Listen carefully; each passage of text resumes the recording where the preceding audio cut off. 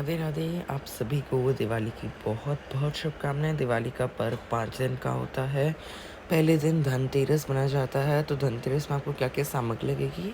धनतेरस के दिन सुबह जल्दी उठ के कुछ ना बोल के नहा धो के भगवान के सामने दीपक करके तुलसी जी को पानी डाल के गौ माता को तिलक करने के बाद ही बोला जाता है, ठीक है ना।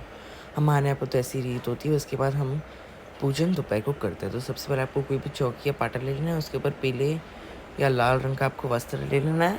कुबेर जी की अगर आपके पास फ़ोटो है तो बहुत अच्छी बात है। नहीं तो फिर आप है ना अगर आपके पास धनवंतरी जी की भी अगर फ़ोटो है तो दोनों का फ़ोटो में ही पूजन कर लें।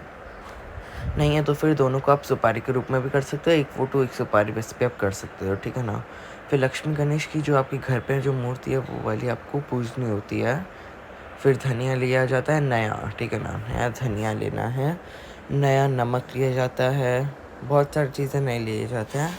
हमारे यहाँ पे एक टिफ़िन भी नया लिया जाता है, ठीक है ना। टिफ़िन के अंदर हम है ना चावल भर के रखते हैं 1 साल के लिए लक्ष्मी जी के मंदिर के नीचे। फिर आपको एक दीपक लेना है। औषधि आपको लेनी है हल्दी, लौंग, इलायची, नीम,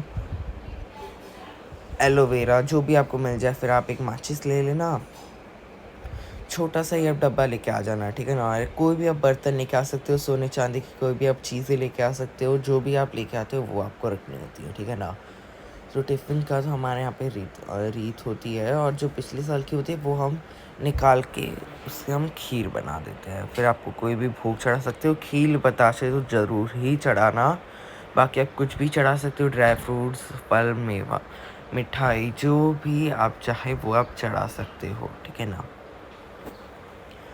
ये देखो हमारे पैसे डब्बे में चावल भर जाते हैं। चावल आपको अलग से थोड़े बहुत पूजा के लिए भी चाहिए होंगे, ठीक है ना।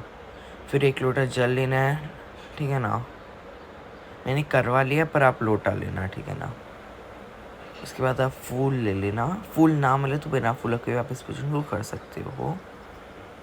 धूप भी आप ज़रूर रख लेना। धूप जलाना बहुत शुभ माना जाता है।